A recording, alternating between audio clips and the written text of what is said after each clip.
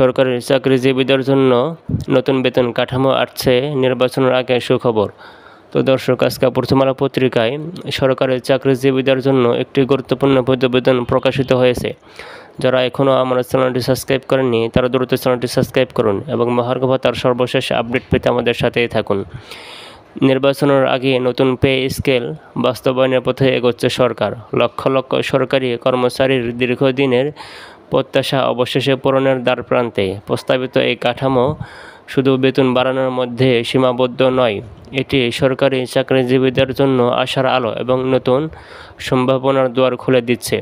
দীর্ঘ আলোচনার পর সরকারের এক গুরুত্বপূর্ণ বৈঠকে প্রস্তাবটি অনুমোদিত হয়েছে। সরকারি সূত্র জানায় এটি আগামীকাল পে কমিশনে পাঠানো হবে এবং অতি দ্রুত গেজেট আকারে প্রকাশ করে বাস্তবায়ন শুরু হবে। এবার সর্বনিম্ন ও সর্বোচ্চ বেতন অনুপাত নির্ধারণ করা হয়েছে 1.4, যা প্রশাসনে বিদ্যমান বেতন বৈষম্য হ্রাসে কার্যকর ভূমিকা রাখবে। শুধু কর্মরত কর্মচারী নন, অবসরপ্রাপ্ত পেনশনাররাও এই নতুন কাঠামোর সুফল পাবেন। পেনশন ব্যবস্থায় আনা হবে কাঠামোগত পরিবর্তন, যার ফলে তাদের জীবনমান উন্নত হবে বলে আশা করা হচ্ছে। এছাড়াও নতুন ভাতা কাঠামোতে এসেছে বড় পরিবর্তন। বাসা ভাড়া, চিকিৎসা, শিক্ষা, যাতায়াত সহ অন্যান্য সুবিধাগুলোকে বাস্তবসম্মতভাবে সমন্বয় করে পুনর্গঠন করা হয়েছে। তো দর্শক, যারা এখনও আমার চ্যানেলটি সাবস্ক্রাইব করেননি তারা দ্রুত চ্যানেলটি সাবস্ক্রাইব করুন এবং মহার্ঘ ভাতার সর্বশেষ আপডেট পেতে আমাদের সাথেই থাকুন। অর্থনীতিবিদদের মতে নতুন কাঠামো বাস্তবায়নে বাজেটের ওপর বাড়তি চাপ তৈরি হলেও এটি একটি সময়োপযোগী ও অপরিহার্য পদক্ষেপ।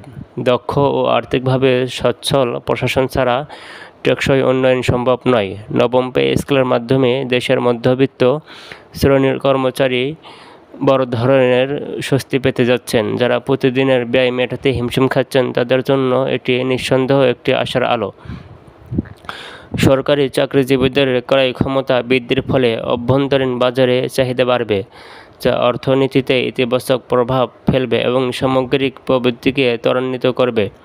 দীর্ঘদিনের দাবির পরিপ্রেক্ষিতে এই সিদ্ধান্তকে অনেকে দেখছেন একটি ঐতিহাসিক পদক্ষেপ হিসেবে। সরকার জানিয়েছে, দেশের আর্থসামাজিক বাস্তবতা মাথায় রেখেই নবম পে স্কেল গঠন করা হয়েছে। পে কমিশনে পাঠানোর পর গেজেট প্রকাশ এবং দ্রুত বাস্তবায়নের কাজ শুরু হবে।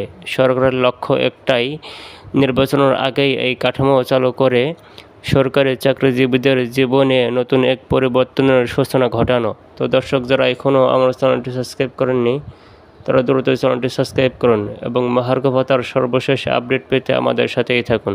ধন্যবাদ।